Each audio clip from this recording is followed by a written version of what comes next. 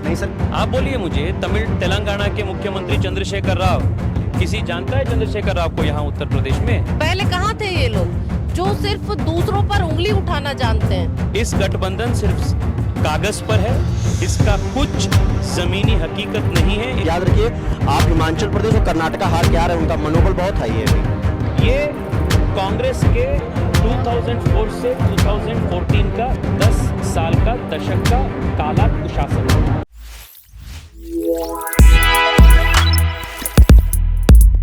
नमस्कार, स्वागत है आप सबका। मैं हूं शिवम दुबे और आप सब चेतना मंच देख रहे हैं। इस वक्त मैं खड़ा हूं गौतम बुद्ध यूनिवर्सिटी में, यानी कि ग्रेटर नोएडा में, गौतम बुद्ध नगर में खड़ा हूं इस वक्त मैं। और आप मेरे पीछे जो ये देख रहे हैं, ये भारतीय जनता पार्टी का सेवा, सुशासन और गरीब कल्याण का जनसभा था, जहां मैं इस वक्त खड़ा हूं, जिसको मैं कवर करने आया हूं। आप सबको बता दें कि भारतीय जनता पार्टी के तमाम बड़े नेता, चाहे वो गौतम बुद्ध नगर के हों और चाहे वो बेंगलोर के सांसद तेजस्वी सूर्या हों, तेजस्वी सूर्या, महेश शर्मा जो कि केंद्रीय मंत्री हैं, सांसद हैं, विजय भाटी, सत्येंद्र नागर, तमाम ऐसे बड़े बड़े नेता हैं जो आज इस महासभा में, इस जनसभा में संबोधित करेंगे जनता को। क्यों? क्योंकि 2024 के इलेक्शन की बात करेंगे और अपने 9 साल में किए हुए कामों की गणना करवाएंगे कि हमने आपके लिए क्या किया। क्योंकि जिस तरीके से महागठबंधन जो बन रहा है विपक्ष का, उसने कहीं ना कहीं भारतीय जनता पार्टी की नींदें उड़ा दी है। और अब भारतीय जनता पार्टी अपने तमाम बड़े नेताओं के साथ जगह जगह पर इस तरीके की जनसभा कर रही है। इस तरीके की जनसभा को जनता के बीच में ले जाकर के अपने किए हुए कामों की गणना, अपने किए हुए कामों का लेखा जोखा जनता के बीच में रख रही है, ताकि वो फिर से 2024 में एक बार दिल्ली की तख्त पर विराजमान हो जाए। इस वक्त हम खड़े हैं यहाँ पे और अंदर जो भी कार्यक्रम हो रहा है, हम सब उसको कवर करेंगे, आपको दिखाएंगे। आप हमारे साथ बने रहिए। हमारे विधान परिषद के सम्मानित सदस्य, हमारे जिले के प्रभारी सतपाल सैनी जी, गोपाल कृष्ण अग्रवाल जी, भारत के प्रधानमंत्री आदरणीय नरेंद्र मोदी जी के 9 वर्ष के शासन काल पूरा हो चुका है और उसी को लेकर 1 महीने का महासंपर्क अभियान पार्टी पूरे देश में चला रही है। पिछले 2014 से पहले आपने देखा होगा इस देश में 10 वर्ष तक जोड़ तोड़ और जुगाड़ की सत्ता। हमारी पार्टी के शीर्ष नेतृत्व में 28 साल के इस युवा शेर को दी है और उसके तुरंत वो प्रेरक बने, प्रेरणा का स्रोत बने, देश की युवा शक्ति का एक 28 साल का युवा भी युवा मोर्चे का राष्ट्रीय अध्यक्ष बन सकता है, सांसद बन सकता है। ये अगर पार्टी है, भारतीय जनता पार्टी है, जिसमें चाय वाले का बेटा देश का प्रधानमंत्री बन सकता है, जिसमें आम 28 साल का युवा देश का नेता बन सकता है। रानी के पेट से राजा यहाँ पैदा नहीं होता। मैं अपनी ओर से अपने सभी साथी सांसद, विधायक, भाई सुरेंद्र नागर जी, इसी माटी के लाल, जिन्होंने इस क्षेत्र का प्रतिनिधित्व राज्यसभा लोकसभा में किया है और सभापति के रूप में भी आप मुझे देखते होंगे राज्यसभा के सीट पर। हमारी विधायक वे छोटे भाई पंकज से एक रिश्ते होते हैं हमारे। बाप को खुशी होती है कि बेटा उससे ज्यादा आगे बढ़े, बड़े भाई को खुशी होती है कि छोटा भाई उससे आगे बढ़े। मुझे खुशी होती है कि आपने ऐतिहासिक चुनाव से भी ऊपर होकर से विधायक की प्रतिष्ठा कर दूसरी बार यहाँ से विधायक बनाया है। मैं उनकी ओर से, हमारी बहन मीनाक्षी सिंह खुर्जा की विधायक, उनकी ओर से, सभी जनप्रतिनिधियों की ओर से, मेरे दोनों अध्यक्ष की जोड़ी भाई मनोज गुप्ता जी और भाई विजय भाटी जी, इन्होंने पार्टी में संगठन की परिभाषा ही बदल दी। इतिहास लिखा है कि इनके नेतृत्व में हम चुनाव नहीं हारे, ये भी इतिहास भाई मनोज जी, भाई विजय भाटी जी, इस बार एक इतिहास चेयरमैन की सीट पर भी लिखा गया। आप सब लोग जानते हैं, मैं बहुत ज्यादा उन सब बातों पर चर्चा नहीं करता, तेजस्वी जी और अन्य वक्ता उस पर बोलेंगे, लेकिन इतना तय है कि आज हमारे उत्तर प्रदेश में हो, चाहे आज पूरे विश्व भर में कहीं पर भी हो, जब कहीं हमारे प्रधानमंत्री जी जब जाते हैं तो किसी भी विश्व के किसी भी कोने में अगर वो जाकर फिर बोलते हैं दमदार देश का कोई मजबूत और दमदार प्रधानमंत्री वहाँ पर पहुंचा है। ये ताकत आज हमारे देश की नरेंद्र मोदी जी के नेतृत्व में बनी है और शायद यही कारण है कि आज पूरे विश्व के नेतृत्व में भी आज नरेंद्र मोदी जी के नेतृत्व को, उनकी कार्यशैली को स्वीकार किया है। इसी कारण आज वह अमेरिका जो कभी नरेंद्र मोदी जी को वीजा देने में भी आनाकानी किया करता था, आज उस अमेरिका के राष्ट्रपति आज हमारे प्रधानमंत्री जी के पास स्वयं जाकर कहते हैं कि आपकी लोकप्रियता अमेरिका के अंदर जबरदस्त है और मुझे आपका ऑटोग्राफ चाहिए। ये चेंज आज हम सब लोगों के नौ सामने दिखाई। आज जो हिंदू विरोधी है, सनातन संस्कृति के विरोधी है, उनको इस देश में आज राजनीतिक जमीन में जगह नहीं मिल रहा है। ये देश में पिछले 9 साल में बहुत बड़ा चेंज है। काशी में बाबा विश्वनाथ जी का जीर्णोद्धार हो, मध्य प्रदेश में महाकाल के जीर्णोद्धार हो,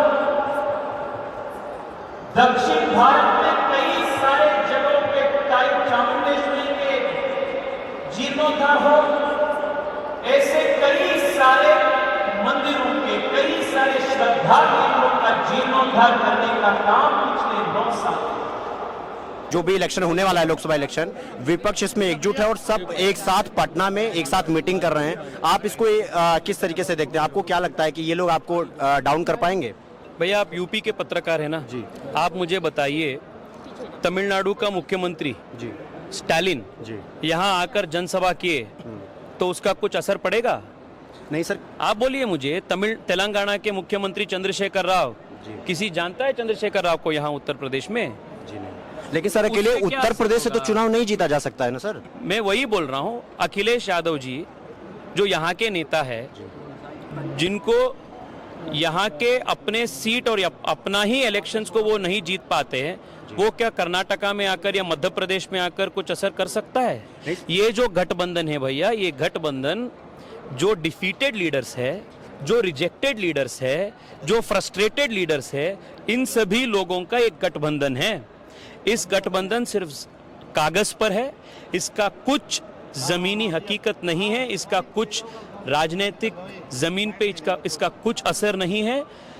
जनता पिछले 9 साल से मोदी जी के काम को नजदीक से देखा है और मोदी जी के काम से प्रभावित हो चुके हैं और अपने जीवन स्तर मोदी जी के कामों के वजह से बढ़ चुका है और इसी काम के आशीर्वाद पर मोदी जी तीसरे बार प्रधानमंत्री बनेंगे जरूर। पिछले 9 साल में देश में अभूतपूर्व और ऐतिहासिक विकास का काम प्रधानमंत्री जी के नेतृत्व में हुआ है। 9 साल पहले रोज अखबार में हम करप्शन के स्कैंडल्स के बारे में पढ़ते थे। जब भी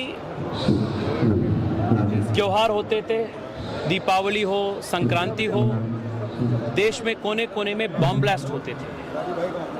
देश आंतरिक रूप से भी सुरक्षित नहीं था, अपने बॉर्डर्स भी सुरक्षित नहीं था और देश के गरीब गरीब होते थे और देश के अमीर अमीर बनते जाते थे। ये कांग्रेस के 2004 से 2014 का 10 साल का दशक का काला कुशासन था। इस कुशासन से बाहर हटकर आज देश, केंद्र सरकार आज ट्रांसपेरेंसी के मंत्र पर चल रहा है। There is no corruption. आज देश आंतरिक रूप से, बाह्य रूप से आज सेफ है। देश में बम ब्लास्ट और देश के ऊपर हमला आज नहीं हो रहा है। आज देश चीन हो, पाकिस्तान हो, ऐसे देशों को आज ठीक से आंख में आंख देखकर आज उत्तर देने का क्षमता प्राप्ति कर चुकी है। आज पूरे देश में, विश्व में सबसे तेज गति के आर्थिक शक्ति के रूप में देश बढ़ चुका है। ये पिछले 9 साल में किए गए काम है। आज देश पिछले 9 साल में जितना गरीब के लिए काम हुआ है, गरीब कल्याण मोदी जी के नेतृत्व में हुआ है, वो ऐतिहासिक है। पिछले कई सरकार में इस प्रकार का काम नहीं हुआ था। इसी काम के आधार पर मैं कह सकता हूं, विश्वास के साथ, अप्रतिम विश्वास के साथ मैं कह सकता हूं, आने वाले 24 चुनाव में नरेंद्र मोदी जी तीसरी बार प्रधानमंत्री बनेंगे और भारत विश्व गुरु बनेगा। सर लगातार मैडम जी आज सूर्या जी आए थे जी। और आपको पता है 2024 में चुनाव है, विपक्ष पूरा एकजुट है, सब पटना में मिल रहे हैं 23-24 तारीख को। आपको क्या लगता है कि ये सब लोग भारतीय जनता पार्टी को डाउन कर पाएंगे?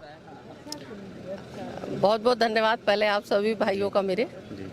और 9 साल जो सेवा और सुशासन के माध्यम से भारतीय जनता पार्टी काम करती आई है, हमारे देश के यशस्वी प्रधानमंत्री माननीय मोदी जी जो निरंतर विकास की गंगा बहा रहे हैं, मुझे लगता है कि जो विपक्ष सपना देख रहा है वो एक सपना ही मात्र बनकर रह जाएगा।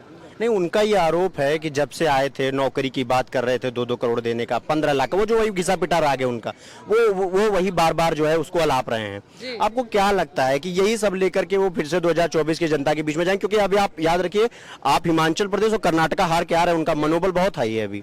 नहीं, ऐसा है कि मनोबल हाई अगर एक हिमाचल प्रदेश जीतने से अगर हो जाएगा तो फिर ये जनता जनार्दन है, सब दिखता है, इसको सच्चाई जानती है।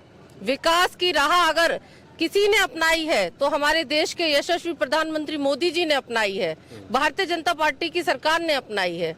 और आज जनता ये जान चुकी है, जो भ्रष्टाचार पहले होते थे और ये जो इतने सारे घोटाले होते थे, तो जनता सब जान चुकी है। जनता को कुछ बताने की जरूरत नहीं है, हम 80 के पार जा रहे हैं, इसमें कोई शक नहीं है।